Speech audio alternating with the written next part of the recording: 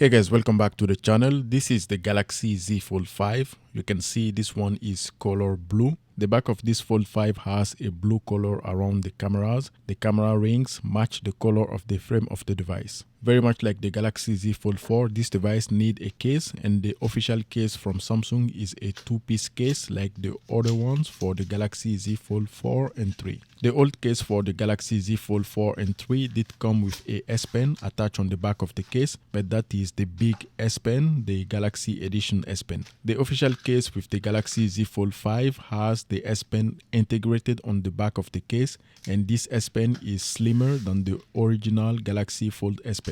I think this is the right move. The S Pen has been shrunk down, it is slimmer, and it is looking more like the S Pen for the S23 Ultra and the S22 Ultra. I think the next step for the S Pen is going to be the integration of the S Pen inside the device itself. This is going to be the best option for people who do not love cases on their device and want to use the device without a case. Having a case on the Galaxy Z Fold 4, 5 or 3 is going to make the device a little bit more bulky, and even sometimes it doesn't look all that good. The integration of the S Pen inside the case of this device is seamless. It is a really good design, and most importantly, it is an upgrade coming from the Galaxy Z Fold 4. The installation of the back of the case is very easy and simple. You simply need to take your device and put it inside the case. On the front of the device, you need to remove the green films that are covering the double-sided tape that is inside that area of the case. And once you have removed all those green films, you simply need to take your Galaxy Z Fold 5 and insert the front portion of the case on it.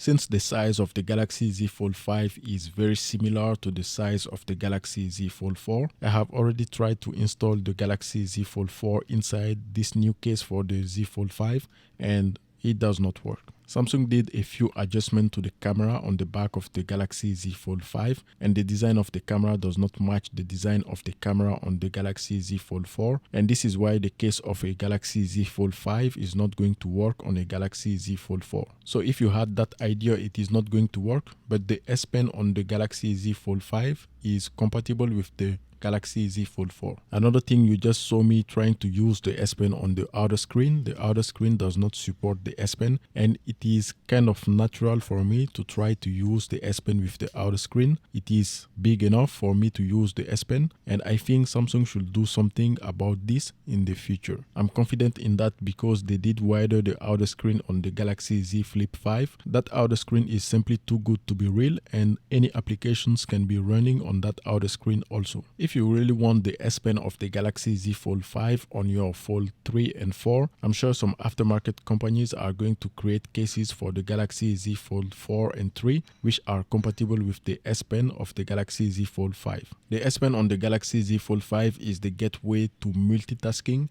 and you have 10 applications that are driven by the S Pen. I have used the S Pen on this Galaxy Z Fold 5, and it is very similar to the Galaxy Z Fold 4. All the S Pen features on the Galaxy Z Fold 4 are carried over onto the new Galaxy Z Fold 5. By having the Snapdragon 8 Gen 2 on this Galaxy Fold 5, the same chip that is found on the Samsung Galaxy S23 Ultra, I am sure that this Fold 5 is a capable device, and this device should fix all the small kinks on the Fold 4. The S Pen on this Galaxy Z Fold 5 can be inserted in only one direction. If you try in the other direction, the S Pen is not going to be secured on the case. Click the video on the screen for my initial unboxing review of this Galaxy Z Fold 5. Like the video and subscribe. Until next time.